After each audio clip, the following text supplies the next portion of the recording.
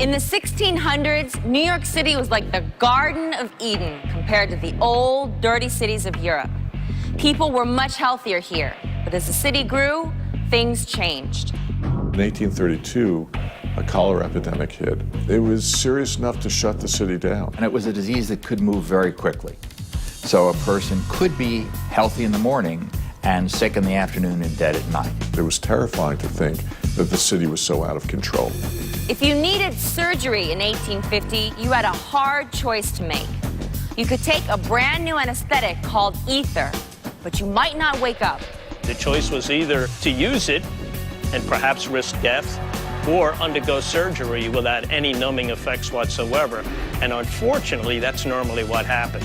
They actually performed the surgery without any numbing anesthetic. The man who made anesthetics safe for American surgery opened his factory in Brooklyn. And some of the leaders who made medical history in New York City are still working here. In training and teaching, the ideal place is the hospital in the middle of a big city where they shoot and stab each other.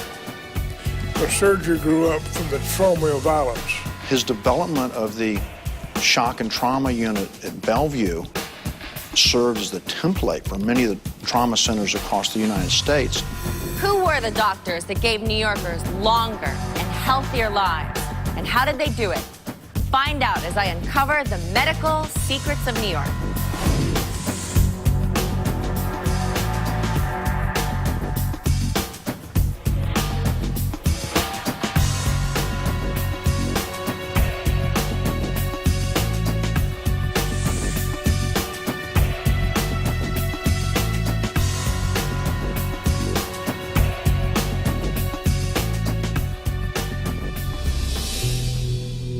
If you go back to Trinity Church and you just wander around the graveyard, you could see on the tombstones some people who died at very, very old ages. In fact, if people as early as the 1600s were living an incredibly long time, 70s, 80s, and 90s on average, it really begins to change in the early 19th century when for the first time you start seeing a series of epidemic diseases spread through the commercial routes that were established in New York. Now you saw boats coming in and out of the harbor. You start seeing New York really being integrated into a national economy. And with that comes national trade, and with that comes disease. The 19th century rise in epidemics is really due to faster ships. If a ship's going to take 6 weeks to get from Europe to the US, the sick people die before they get here and they don't bring the disease. When you start getting to faster ships, if it's 3 weeks, if it's 2 weeks, people who may not have looked sick when they got on board can carry diseases in. And so it's the early 1830s that Asiatic cholera, for the first time, gets into Europe and then gets into the United States and in Canada. Cholera hit New York City like a plague in the summer of 1832, killing over 3,000 people. Doctors published illustrations of how quickly patients progressed from illness to death, and wealthy citizens were quick to blame the outbreak on poor immigrants who were crowded along the water's edge. They lived dirty lives, they lived filthy lives, they didn't know how to care for themselves, and therefore they were going to be struck down by this kind of moral judgment. But that began to break down. Infectious disease doesn't really stay in neighborhoods. It began to dawn on New Yorkers that the real problem was keeping an overcrowded city clean. Today, we take clean water and indoor plumbing for granted. But mid-19th century Manhattan was a very different place. The city smelled, the people smelled, but that was true of most places in the world. Even rich people did not have running water in 1850. Human waste gets dumped somewhere, and that it may flow down the gutter in the street in front of the house. You had 25 pounds of horse manure produced by every horse in the city, and without a sanitation department to get that horse manure off the streets, what you're talking about is 200,000 times 25 pounds every day, plus a couple of quarts of urine, and you're talking about a pretty messy city. The streets literally rose 2 to 3 feet every winter as the horse manure accumulated. And so it was a few reformers who got the idea that we should have a better water supply, we should have sewers, we should have better garbage disposal, we should clean up things in the streets, And people said, well, those things are expensive and needless. So expensive that by 1860, New York City still hadn't created a permanent board of health. Instead, the city inspector's office was in charge of sanitation, but it was a mess of political corruption. The office became a target of popular cartoons with fat bureaucrats pocketing tax money while the poor died of illness on filthy streets. Something had to change. The city was crowded, it was jammed, it seemed to be falling apart. And a large number of merchants got together to say, how can we save the city? Prominent New Yorkers and physicians banded together in a citizens association to take municipal health out of the hands of politicians and into the hands of doctors. One of the leaders was a public-minded reformer and surgeon at Bellevue Hospital named Stephen Smith. Stephen Smith was really the founder of what we might call modern public health. He really called for the first time an administration within the city that was above politics, that it was not just going to be a tool of Tammany Hall. It wasn't just going to be a place where you put your corrupt relative, but it was going to be a place where experts, physicians, made determinations about what was good and what was bad for the city. Smith helped organize a group of young physicians who fanned out to every neighborhood in Manhattan. Their job? To inspect and write down exactly how New Yorkers lived in 1864. It was the first comprehensive health survey ever done in the city. When the health inspectors came down Mott Street a century and a half ago, it wasn't Chinatown. It was a slum called the Five Points, with opium dens and brothels. 65 Mott Street is a secret of New York. It was built in the 1820s, and it's the city's oldest tenement, where dozens of people crowded in rooms with no plumbing. They threw their waste out the windows, and when the city's health survey published details like this, it hit like a bombshell. Oh, it was a shocking document. A lot of New Yorkers, they had never ventured into places like the Five Points near City Hall. They had never gone into the poorest neighborhoods. And here they would find a report of the crowded houses in which people lived above bars, in which prostitutes lived next door to good, hardworking people, where everyone seemed to be sick, where people were constantly coming down with illnesses. And this was stunning. The Citizens Association finally had the evidence they needed to push the state legislature into creating a permanent board of health for New York City. In 1866, Stephen Smith became its first president, backed by a law that gave him real authority. The Metropolitan Board of Health was the first attempt to make sure that the city of Brooklyn, which was then independent, didn't dump its garbage into New York's East River. That the New Yorkers would pay respect to the cleanliness of that river and not make it an open sewer. That the streets would be regularly cleaned, and that children would have an opportunity to have pure milk. That there'd be some kind of regulation put in place that would restrain the unrestrained growth of the city. Stephen Smith was important, but he had a passion for this. He had a larger picture of the world and a sense of what New York could be, and that was a real turning point for New York City.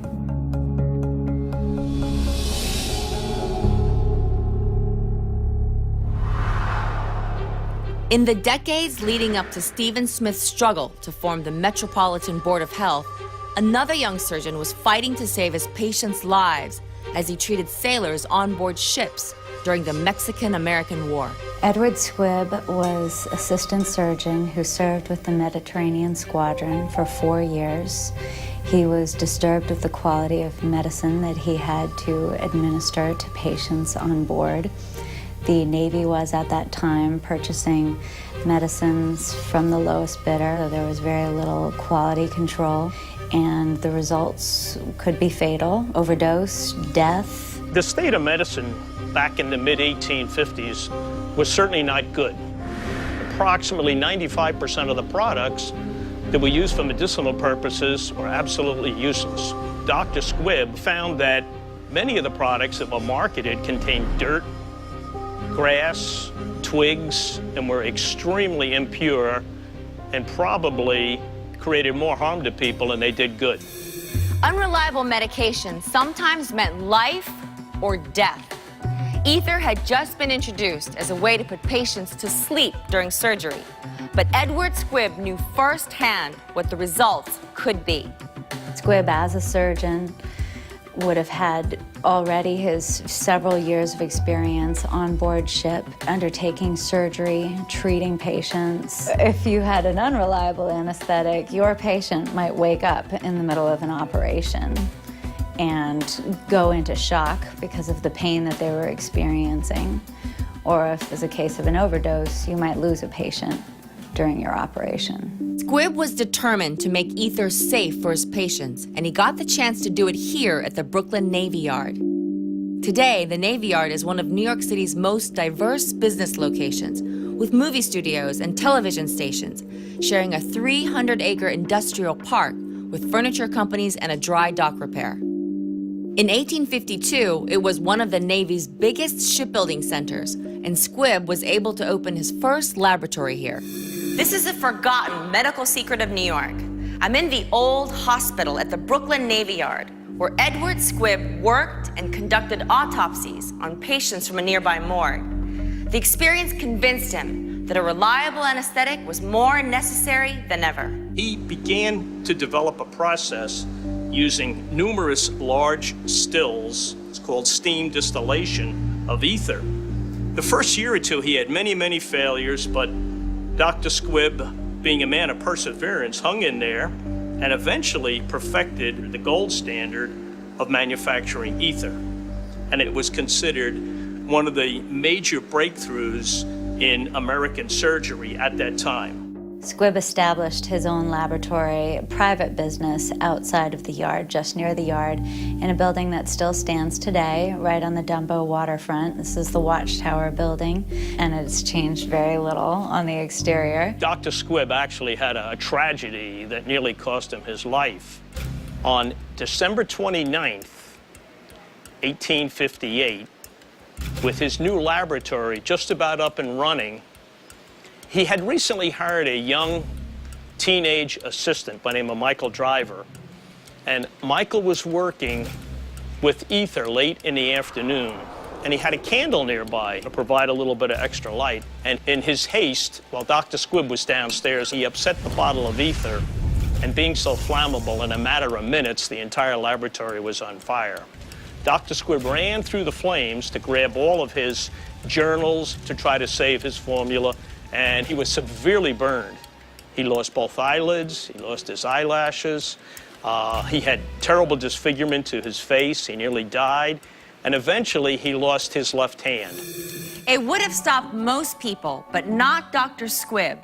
When he recovered, a group of physicians gave him money to rebuild his lab, and by the end of his first year, he was producing 38 different products. Squibb did develop a traveling kit for theater of war surgery and treatments, and I believe it was called a pannier, which would be a chest full of syringes and medicines, anything that a surgeon would require out on the field to provide, as best he could, state-of-the-art treatment. In this medicine chest, he assembled 50 different drugs that could be used in the field to treat wounded soldiers, which, by the way, weighed 88 pounds and had to be carried on a mule. But it certainly saved many lives and became a very important part of medical treatment during the Civil War.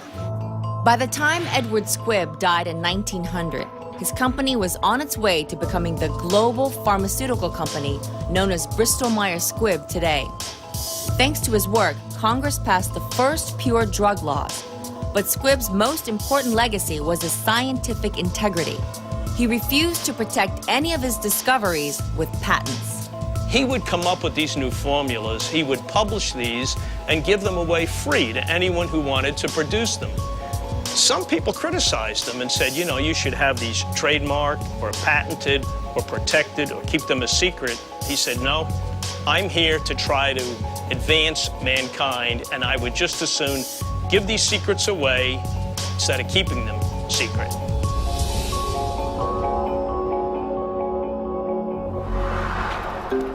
In business, you get a good idea, you want to get a jump on your competitors. You've patented it, somebody can steal it and get ahead in business, make a more profit. In medicine, you're totally opposite. You discover something, you want to tell everybody all about it. If this sounds like Edward R. Squibb, it's because Frank Spencer shares the same ideals a century later. Like Squibb, he was a young surgeon during wartime. Only this time it was the Korean War in 1952. He was put in charge of a small medical facility just 2 miles from enemy lines, and when he arrived, he was shocked by what he saw. They showed me this 18-year-old with a dead foot. You were going to have to amputate it. And all he had was a little wound up in the mid portion of the thigh. I looked at it. They were introducing me. I said, "Why didn't you fix it?" Contrary to orders. I said, "What do you mean?" I knew how to fix arteries. I'd been doing that for a year in the Naval Hospital in San Francisco. That's the orders. Don't you know nothing? I said, "Show me." Opened up, here's a book of 100 pages with the instructions you will do for every kind of injury. Do this, do this, do this. So the rule came out, all arterial injuries will be ligated. Tie them off. Don't repair them. Tying off the artery in a leg left no choice but to amputate. That's because the Marine Corps' medical rule book dated from World War II, when it could take 10 hours to get a wounded soldier to the operating room, too late to save the leg. But the rule book hadn't caught up with Korea, where helicopters brought back the wounded so quickly that the leg muscles were still alive. Frank Spencer faced a choice. I was the only one that knew how to fix an artery. And I told them that if this works, we get a medal. If it doesn't work, we get court-martialed. Does anybody want to not participate? And they all said, "Let's go." And that's what started the whole thing. And we were not doing it for any recognition or anything. It's just that we weren't going to take a leg off if we could fix it. Spencer's medical unit started repairing arteries, contrary to orders. They even created a blood vessel bank for injuries serious enough that required grafting a new artery. Well, if somebody comes up in a helicopter, it's a sobering business, but he's dead when he gets there. You take the dead patient to the operating room and take out his arteries. And we put them in a bottle of plasma and put it in the blood bank. Frank Spencer taught every doctor on his team how to sew blood vessels. And when a newspaper reporter visited the camp, word spread all over Korea. And as Spencer predicted, the military gave him a medal. They brought me down to the headquarters in a big ceremony, gave me that Legion of Merit, which is a very high award. I thanked them and appreciated it, but I thought to myself, if it hadn't worked, they would have court-martialed me with the same interest. Bellevue is the nation's oldest hospital, and it has many secrets.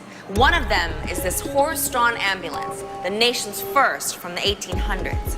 Another is that Bellevue performs more heart surgeries than any other municipal hospital in the entire country. But when Dr. Frank Spencer arrived a half a century ago, it was a different story. When Dr. Spencer arrived in New York in the late 1960s, it was a really unique time. Bellevue was a very large hospital in the middle of Manhattan, and NYU had built a brand new medical center right next door with a new hospital. But there was very little recognized surgical expertise in the community at that time. New York nationally had a mediocre reputation for heart surgery. They said, if you need a heart operation, get out of New York. Go to Boston, go to Philadelphia, but don't get it done in New York. I wasn't looking for a job. The position in Kentucky was ideal for living. Nice people, nice environment, except nobody shooting or stabbing each other. And I was slightly bored. Bellevue fit that to a T. Spencer arrived at Bellevue in 1966 as chairman of surgery for the NYU School of Medicine and Medical Center. He rented an apartment across the street from the hospital so he could be with his patients 24/7. I would sleep in the recovery room, and I would tell the nurse to wake me up in 4 hours or 3 hours. I want to look at the patient. This was in the early days of heart surgery. There were no books, no periodicals, all sort of complications. And you didn't know what to do and what else. Nobody else knew. You're supposed to be the authority. So that Only way you get an idea is to come look at the patient and compare him to 4 hours before. Is he better, is he worse, or the same? But you gotta live across the street to do that. If we look back to the 1960s, the Surgeon General had not yet described that cigarette smoking caused cancer or caused heart disease. People were overweight, we had no good medications to treat them, so there was a large death rate from heart disease.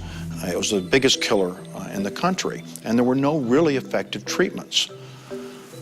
Dr. Spencer began to launch what was known as the golden era of cardiac surgery. All of a sudden, there was an operation that could go in and establish blood supply of the heart, replace a valve. And all of these people who were previously doomed were now treated, had good productive lives, and it was really a totally transforming moment in healthcare. During the first 5 years, Frank Spencer and his team were working in uncharted territory. There were no rules for heart surgery back then. At the end of each operation, Spencer would take one of these notebooks and write down everything that he would do differently for the next patient. How can I make it better? And you almost always think of 3 or 4 things. It bled too much, I must have wiggled the needle, I need a smaller needle, or something of this. That's what built the program. Dr. Spencer had a practice of writing everything down in his notebook. Every procedure, good outcome, bad outcome, what happened. He would then analyze those notebooks and from that information draw surgical principles. His deductive reasoning from these personal notes ultimately became textbooks and then became surgical guidelines. Today at 85, Dr. Spencer is professor of surgery at the NYU Langone Medical Center, and he seldom visits the OR. But on this day, he observed his former student, Dr. Aubrey Galloway, the current chairman of cardiothoracic surgery. Galloway was replacing the aortic arch in a patient who had suffered an aneurysm, a complex and challenging operation. His visit brought back memories to the nursing staff who remembered the days when Spencer created the Division of Cardiovascular Surgery at the hospital. In 1 hour, he can do an AVR from skin to skin. Yeah, nobody can do better. Nobody can do that. Hands of gold. Yeah, that's true. Yeah. That's what made this place famous, really. Yeah, he was him. the first cardiovascular, chief, the youngest in the world. Nobody thought he could do it, but he said when he was chief, that's all he did was operate 24/7. Whatever he touched, he could make better. There wasn't like an aorta he met he couldn't fix. There wasn't a mitral valve he met he couldn't fix. Right. I think it also has to do with how steady his hands were and how he could concentrate and not get distracted by anything and accomplish, what he needed to accomplish. He was talking to me about how he taught his surgeons, and how many people do we know all over the country that trained here. There's so many people that came here to train with Dr. Spencer, and they are all doing surgery all over the country every single day. The most important things to Dr. Spencer's career was what he did for training surgeons who worked underneath him. And that ultimately has led to another whole generation of surgeons who are now successful leaders. And this includes the head of cardiac surgery at UCLA, New York Hospital and Cornell, NYU, Montefiore, North Shore, in Atlanta, Detroit, and around the country. Over 100 practicing heart surgeons that have become leaders in their own right. And I'll say to a person, they'll attribute that to Dr. Spencer. I was not unduly harsh, but I was not genial. I wanted to do it just right. And I wanted to train them that way. I wasn't going to train them to be second class. I expected them to be leaders. I lectured my students that you got a tough problem and you're trying to solve it. And